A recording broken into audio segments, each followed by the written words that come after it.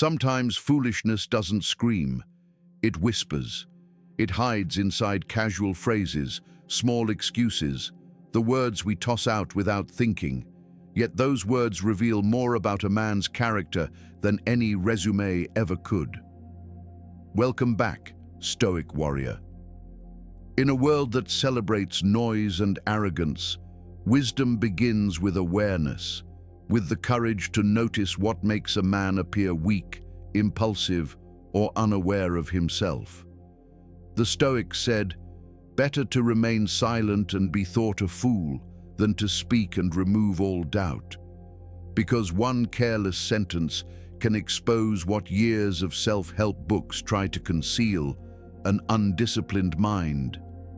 Today, we uncover 8 things that instantly reveal a foolish man, not to judge others, but to sharpen our own perception, speech, and self-mastery. Let's begin. 1. I already know that. The illusion of intelligence. There's a subtle arrogance hiding behind these 4 words. I already know that. It slips out casually, but what it really means is, I've stopped learning. A foolish man uses it to shield his ego, to hide the fear that he might not be as wise as he pretends. He builds a fortress of pride around his ignorance, mistaking that for confidence. And in that moment, he doesn't just shut out other people, he shuts out growth itself. The truth is, most people don't stop learning because they run out of teachers. They stop because they believe they've learned enough. They confuse information with understanding and experience with wisdom. The Stoics warned against this illusion centuries ago. Marcus Aurelius wrote, "If anyone can show me I'm mistaken, I'll gladly change. For truth is what I seek, not pride in my opinion." The wise aren't defensive when corrected. They're grateful. To them, correction isn't humiliation. It's refinement. The fool, however, would rather protect the appearance of intelligence than actually become intelligent. Think about it. How many times have you tuned someone out mid-sentence, convinced you already knew what they were about to say? How often have you scrolled past advice thinking, "I've heard that before," while your life still reflects the same mistakes? Knowing is easy. Doing is rare. The foolish man collects knowledge like trophies he never uses. The wise apply one lesson until it transforms them. That's why, even after years of reading philosophy, a Stoic never claims mastery. He wakes each day as a student, humbled by what he doesn't yet know. Here's a simple practice. The next time you're tempted to say, "I already know that," pause for 2 seconds. Take one breath and ask, "But do I live it? Do I practice the patience I preach? Do I control my reactions? Or do I only quote Marcus Aurelius when it's convenient?" Real wisdom isn't stored in memory. It's revealed in behavior. The fool speaks to prove himself. The wise observe to improve himself. Seneca said, "While we teach, we learn." Meaning, every conversation, every repetition, every correction deepens your understanding. When you stop defending what you know, the world finally shows you what you've missed. That's how transformation begins, not with pride, but with humility. So when someone offers insight, even if it sounds familiar, don't shut the door in arrogance. Lean in, listen again. Truth is like sunlight. It only reaches those who keep their windows open. A foolish man closes them, thinking the light outside is the same as before. The wise know every sunrise, even the familiar ones, still brings something new. The fool closes the book early. The wise never stop turning the pages. 2. That's impossible. The voice of a defeated mind. The words "that's impossible" have destroyed more dreams than failure ever could. They sound practical, even realistic, but they're usually just fear disguised as logic. When a foolish man says them, he isn't analyzing the situation, he's avoiding the discomfort of trying. It's easier to declare something impossible than to admit you're afraid to fail. Every time those words leave your mouth, they broadcast one message. You've surrendered before the battle even started. The Stoics faced impossible every day. Marcus Aurelius ruled an empire through plagues and war. Epictetus was born a slave, no rights, no wealth, no freedom. Seneca wrote his greatest works while awaiting execution. They had no luxury, no comfort, no perfect timing. Yet none of them said, "This can't be done." They simply asked, "What can I do right now?" Stoicism isn't blind optimism, it's stripping away excuses. Because the moment you stop asking, "What's impossible?" and start asking, "What's in my control?" the path forward appears. Epictetus wrote, "It's not things themselves that trouble us, but our opinions about them." Meaning, the moment you label something impossible, you aren't describing reality, you're describing your interpretation of it. You're projecting your fear onto the world. The mountain never says, "You can't climb me." The exam doesn't whisper, "You'll fail." The world is silent. It's your inner voice shouting defeat.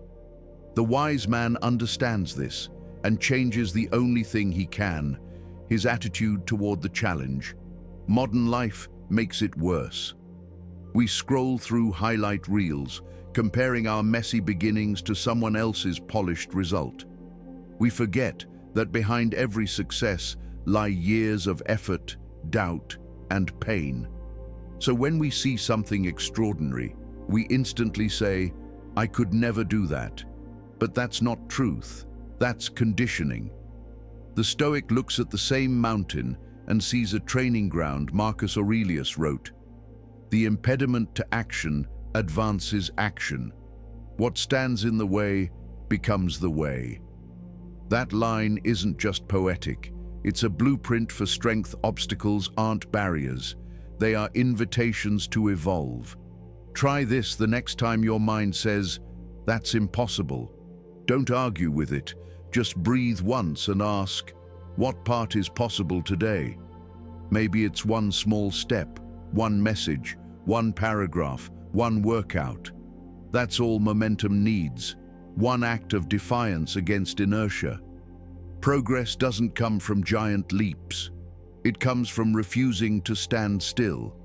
Each small movement weakens the illusion of impossibility, until one day you look back and realize that what you thought was a wall was only fog. A foolish man waits for perfect conditions. A wise man creates motion in chaos because he knows progress doesn't require certainty, it requires courage. Every action, no matter how small, is a rebellion against fear. And the moment you act, you're already ahead of the man still debating why it can't be done. So when your mind whispers, "It's impossible," smile like a warrior and reply, "Then watch me." Because the wall you fear isn't blocking you, it's testing how badly you want to pass through. 3. It's not my fault. The evasion that weakens a man. Few phrases reveal weakness faster than these 4 words. It's not my fault. They sound harmless, even reasonable, but they quietly rot the foundations of strength from within. The foolish man uses them as a shield to protect his pride from the sting of accountability. When something goes wrong, he points outward, to bad luck, unfair people, a broken system, anything but himself. He believes that by denying fault, he stays untouchable. But in truth, he becomes powerless, because every time you reject responsibility, you also surrender control. You hand your life over to chance, and chance has no loyalty to anyone.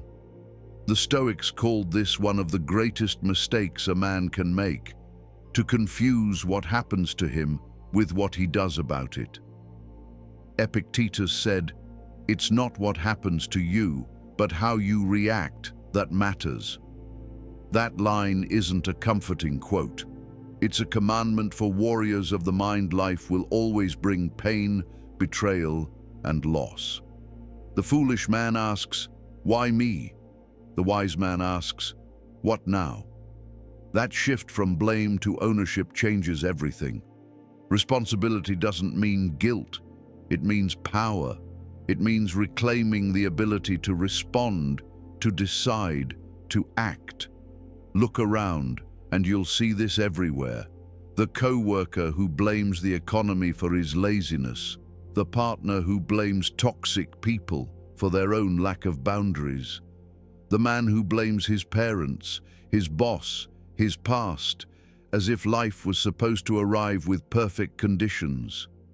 The truth: no one escapes hardship.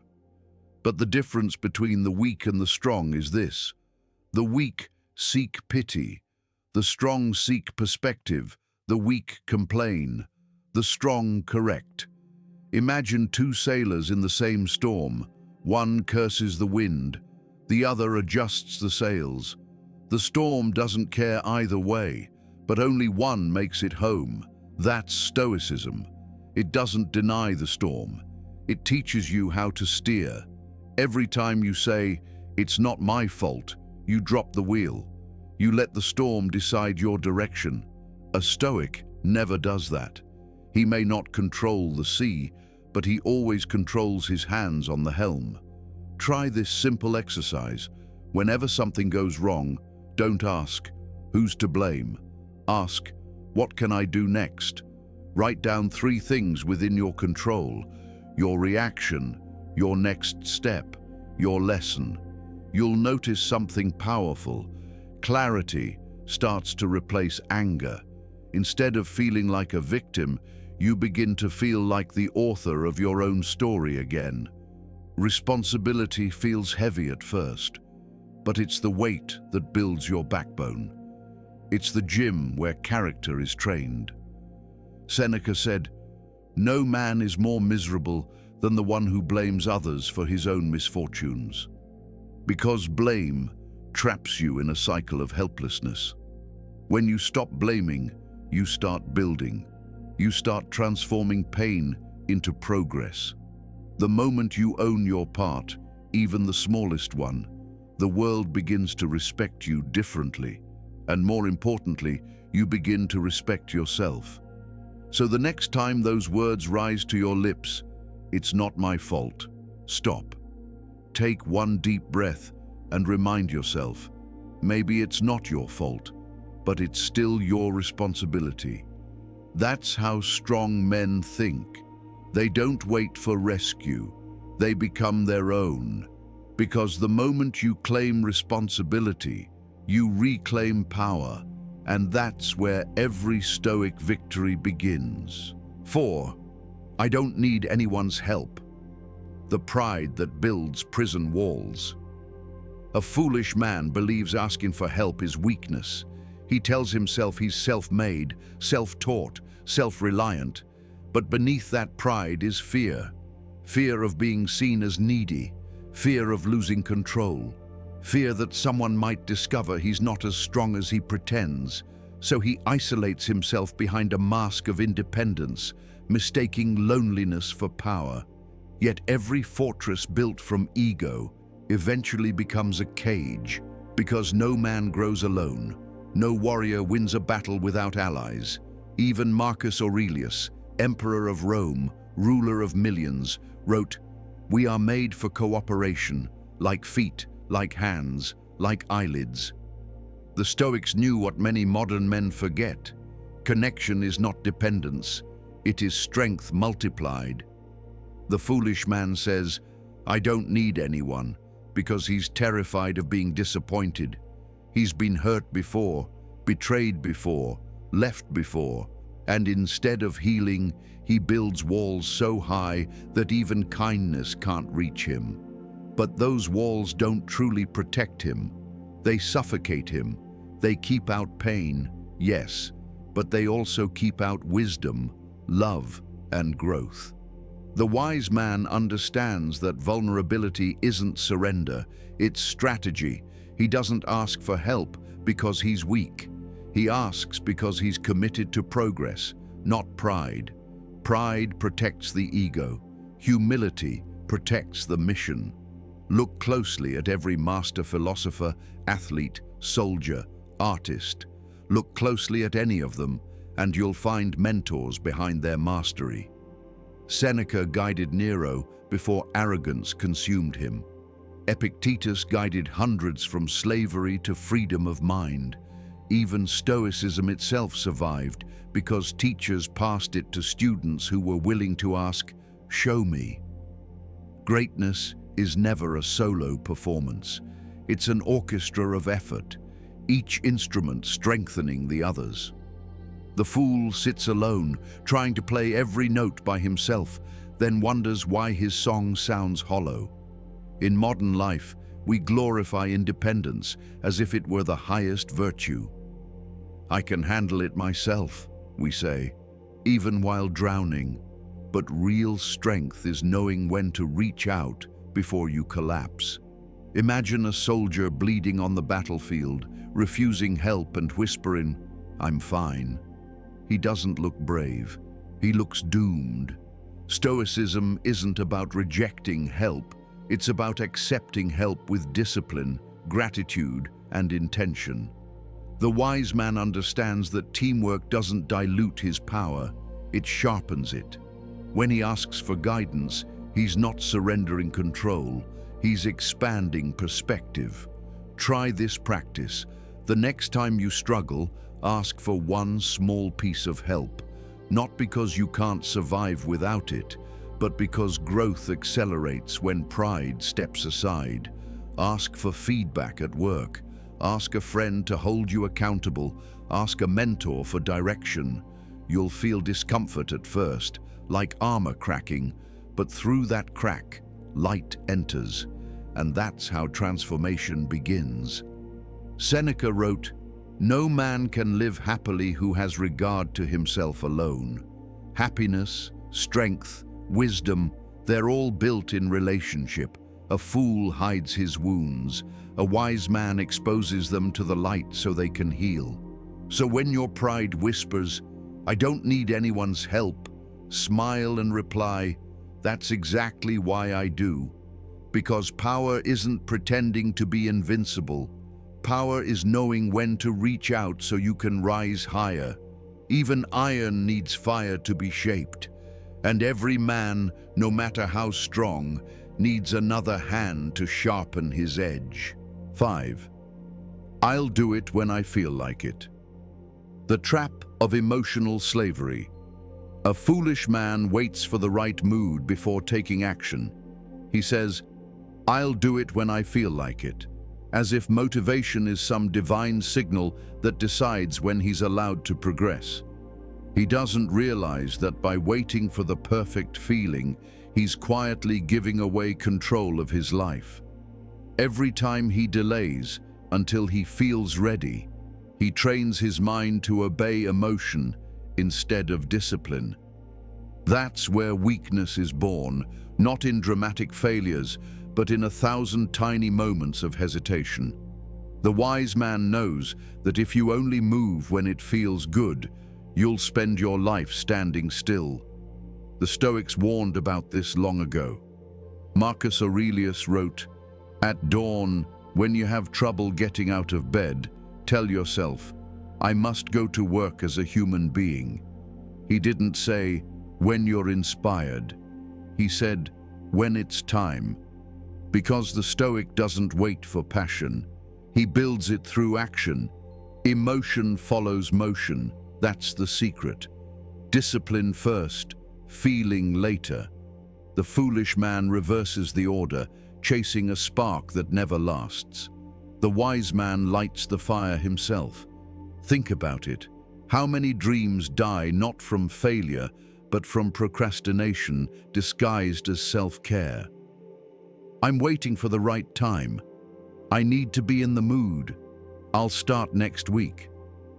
These are lullabies of comfort, soothing the lazy mind into permanent sleep. Meanwhile, the disciplined man, tired, uninspired, imperfect, gets up, shows up, and moves one step forward. He doesn't wait for lightning bolts of motivation.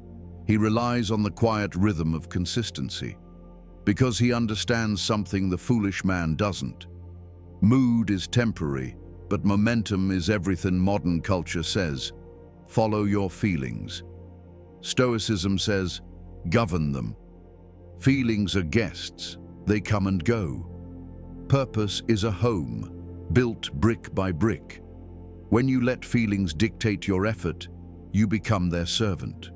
When you act despite them, you become their master. That is the moment true freedom begins.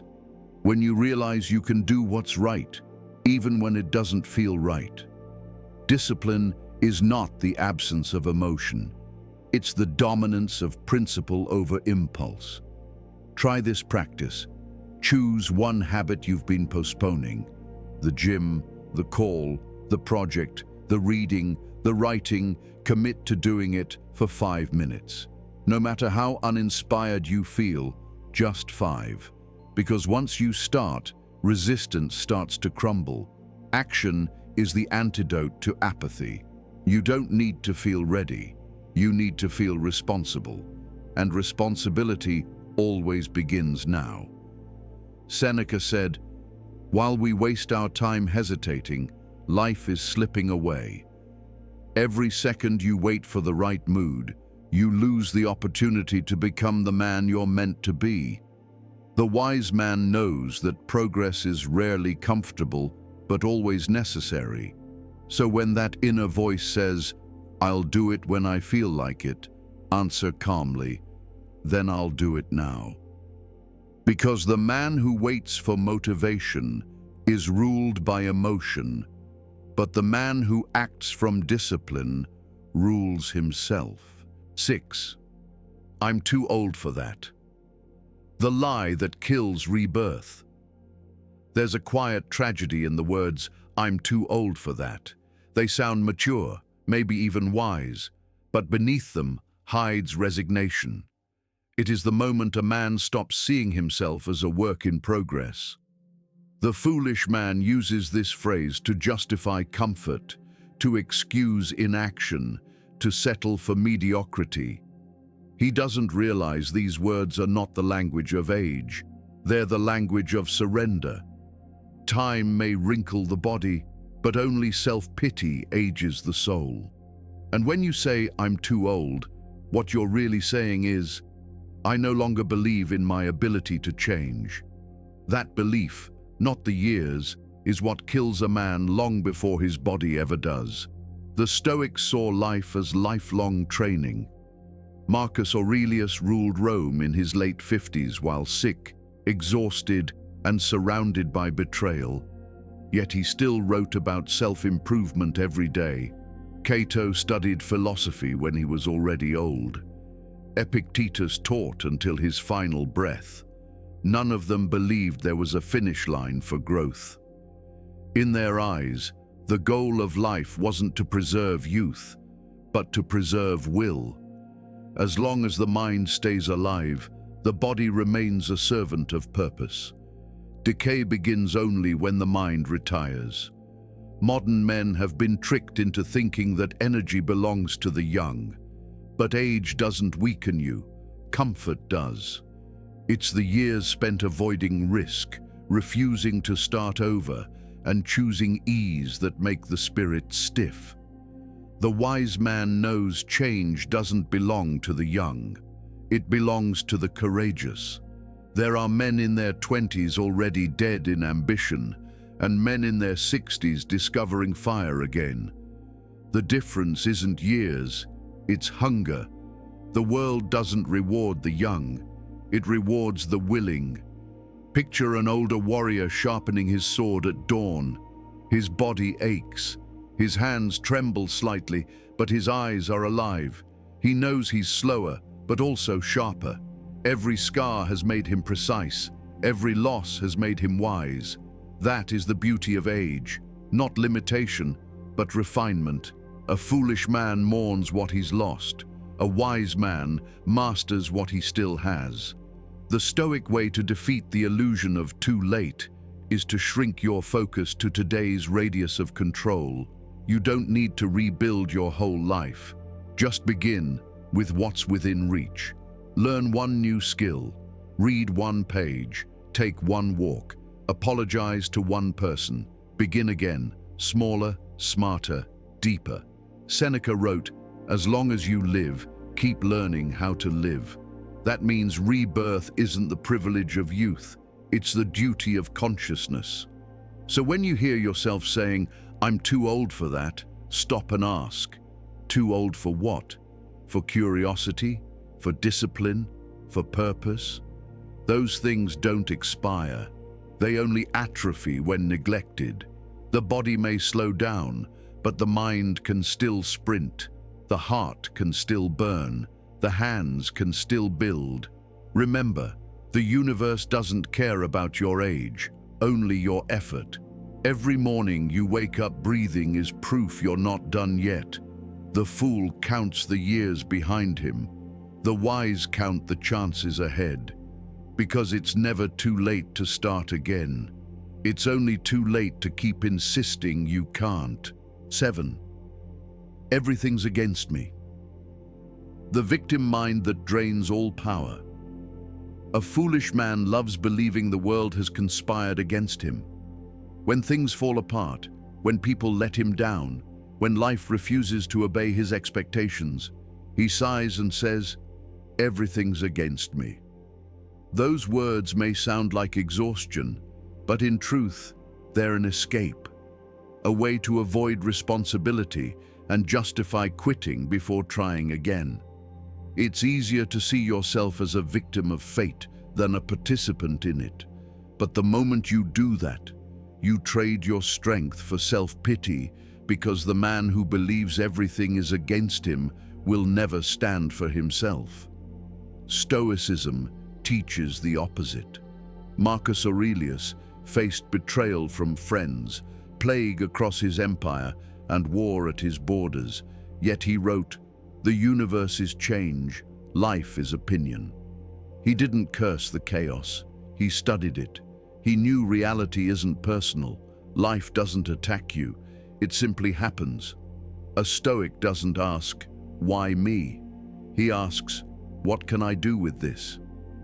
Once you stop expecting life to be fair, you stop being fragile. When you say, "Everything's against me," what you really mean is, "I've lost control over my perspective." The traffic jam, the rude co-worker, the unexpected loss. None of these have power until you hand it to them. The Stoics called this the dichotomy of control, the unshakable truth that you cannot command events. Only your response, Epictetus said. When something happens, the only thing in your power is to meet it well. That's it. That's freedom. The foolish man hands his emotions to circumstances. The wise man keeps them on a leash. Look around, and you'll see the same victim mindset everywhere. Men complaining about the economy, but never improving their skills. Men blaming women, society, or bad luck for their stagnation. Men wearing defeat like a personality. Believing sympathy makes them strong, but sympathy never built a kingdom. The Stoic refuses to beg the world for mercy. He trains himself to endure it with grace. Hardship to him is not injustice, it is instruction. Every obstacle becomes a lesson in patience. Every loss becomes a test of clarity. Every setback becomes a mirror, showing where he still lacks control. If you want peace, practice this. The next time life feels unfair, pause and tell yourself, "The world owes me nothing." Let the bitterness burn out. Then ask, "What is still within my reach right now?" Maybe it's your attitude. Maybe it's a single action, one task, done with excellence, despite the storm. That's how warriors build resilience, not by changing the world, but by mastering the self that faces it. Seneca wrote, "Fire tests gold, adversity tests brave men. The fool prays for the fire to stop. The wise man uses it to forge himself." When you finally understand that the universe is indifferent, you stop taking hardship personally. And paradoxically, that is what makes you unstoppable. So when that weak inner voice whispers, "Everything's against me," answer with calm defiance, "Nothing is against me, it's simply my turn to grow." Because the moment you stop blaming the world stops controlling you. The wise never ask for an easier path, they ask for stronger legs. 8. That's just who I am.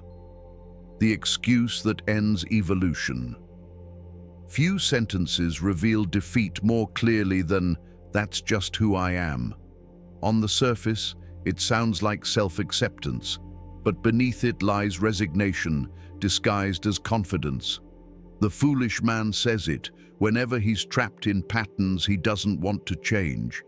He uses it to defend his temper, his laziness, his fear, his selfishness. "I'm just being real," he claims, when in truth, he's clinging to a version of himself that stopped growing long ago. Every time you say, "That's just who I am," you tell the world, and yourself, that you've given up on transformation, and that is the most dangerous kind of death, the death of becoming. The Stoics rejected the idea of a fixed identity.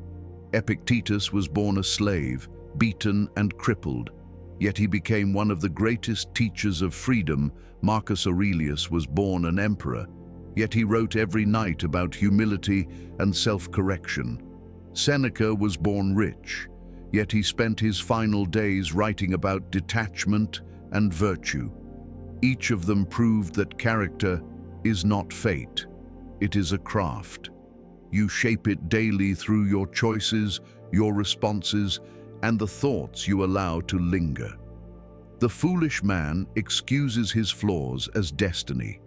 The wise man disciplines them into strength. Modern culture loves the cheap illusion of authenticity. Just be yourself. But Stoicism whispers, be your better self. There's nothing noble about staying the same if the same keeps hurting you and everyone around you. The fool confuses honesty with comfort. He thinks change is betrayal. But change is the truest form of honesty. It means you've met yourself and decided to grow. Marcus Aurelius wrote, "Be tolerant with others and strict with yourself." The Stoic knows that self-acceptance without accountability is simply self-deception. We all have patterns that whisper, "This is just me." The quick temper, the procrastination, the envy, the cynicism, traits we defend because they feel familiar. But the Stoic treats them as guests, not masters. You can acknowledge your flaws without bowing to them. "Yes, this is part of me," you say, "but it is not all of me." Identity is not a cage, it is a canvas. You repaint it daily with your actions. Try this the next time you hear yourself say, "That's just who I am." Stop. Replace it with, "That's who I've been, but not who I have to be." Write down one behavior you've been defending for too long. Ask yourself, what would my higher self do instead? Then do it, even once. Change doesn't begin with massive plans. It begins with a single act of rebellion against your own excuses. Seneca wrote, "Most men prefer to complain rather than change." That is the essence of foolishness, mistaking misery for identity. The wise man doesn't deny who he was, but he refuses to be imprisoned by it. He knows self-mastery isn't a destination. It's a discipline renewed every morning. So when that inner voice whispers, "That's just who I am," smile with quiet defiance and say, "Maybe, but it's not who I choose to remain." Because the truth is simple. You are not carved in stone. You are still clay in your own hands. The fool defends his flaws. The wise man refines them. And that is how character is forged, not by staying the same, but by choosing to become new. Every foolish phrase we've explored is just a mirror, a reflection of the moments when we forget our power. I already know that. That's impossible. It's not my fault. I don't need help. I'll do it later. I'm too old. Everything's against me. That's just who I am. 8 small sentences, yet together they reveal how a man quietly abandons his own potential. The Stoics taught that wisdom begins where excuses end. You cannot control what happens, but you can always control what you say, what you think, and what you choose next. So let this be your turning point.